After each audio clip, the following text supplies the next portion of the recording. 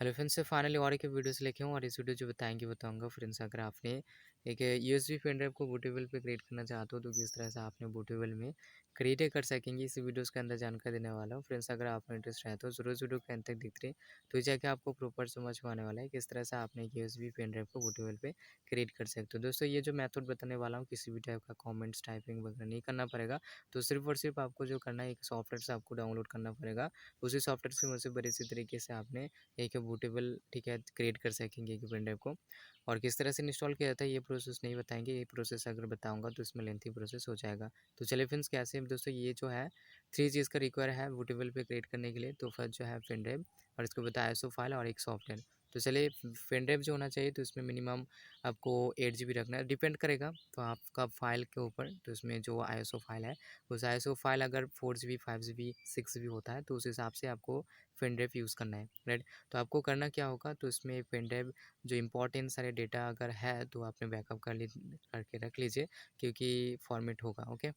तो दोस्तों, सेकंड जो स्टेप है वो है आईएसओ फाइल। आईएसओ फाइल को किस तरह से डाउनलोड किया जाता है ये मैं आपको बताता हूँ फ्रेंड्स। आईएसओ फाइल को डाउनलोड करने के लिए आपको जो करना पड़ेगा, सिर्फ और सिर्फ गूगल ओपन करके आपको टाइप नहीं करना है विंडोज़ 10 डाउनलोड ऐसे करके।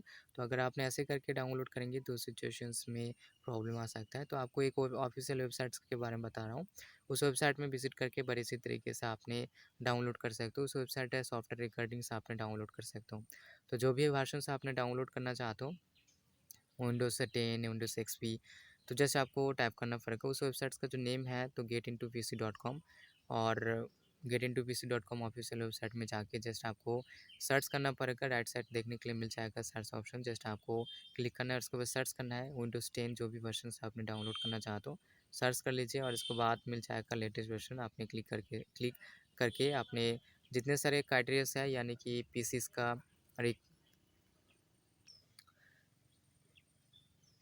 तो जो भी विंडोज़ का क्राइटेरिया है, मैं इनसे यही बताना चाहता हूँ, आपका पीसीस का जो भी प्रोसेसर्स रैम्स जितना है, तो इसमें अगर कॉम्पेटिबल होता है तो विंडोज़ 10 अगर अपने बूटेबल क्रिएट करना चाहते हो तो वो सारे स्पेसिफिकेशंस देख के, ठीक है, तो इसमें आपने डाउनलोड कर लीजिए। और डाउनलोड हो जाने के बाद और इसके बाद लास्ट जो आता है तो इसमें सॉफ्टवेयर मैं आपको बताया, रूफस सॉफ्टवेयर से आपको डाउनलोड करना पड़ेगा। गूगल पे जाइए और इसके बाद सर्च कीजिए रूफस लेटेस्ट वर्जन ऐसे करके, और जब आपने टाइप करके सर्च करेंगे ऑफिशियल वेबसाइट होगा रूफस, और उसके बाद जस्ट आपको क्लिक करना है और लेटेस्ट वर्जन से, ठीक है, स्क्रॉल डाउन करेंगे मिल जाएगा और डाउनलोड कर लेना है।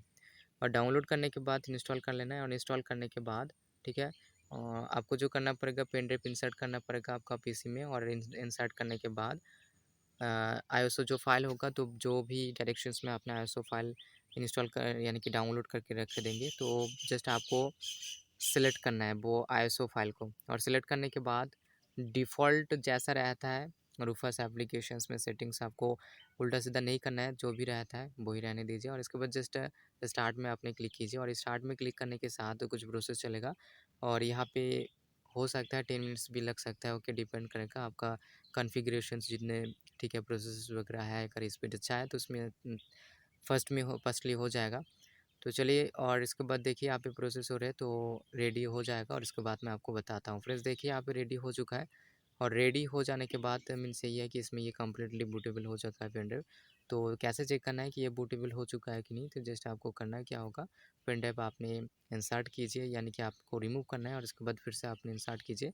और इंसर्ट करने के बाद ही फर्स्ट जो आइकन रहता है, जैसे कि ड्राइव का आइकन रहता है, वो आइकन नहीं रहेगा, तो एक अलग आइकन आएगा, ठीक है। अगर अलग डिफरेंट आइकन आता है तो इसके लिए मतलब समझ लीजिए कि ये पेन ड्राइव प्रॉपर तरीके से हो चुका है। तो चलिए फ्रेंड्स, यही रहा, और जस्ट अगर इस इन्फॉर्मेशन से अगर पसंद आता है तो ज़रूर एक लाइक कीजिए फ्रेंड्स। अगर आपने ऐसे ही टेक से रिलेटेड वीडियोस बनाना चाहते हो, जरूर चैनल को सब्सक्राइब कर लीजिए। तो चलिए फ्रेंड्स, मिलता हूँ नेक्स्ट कॉर्नर के साथ।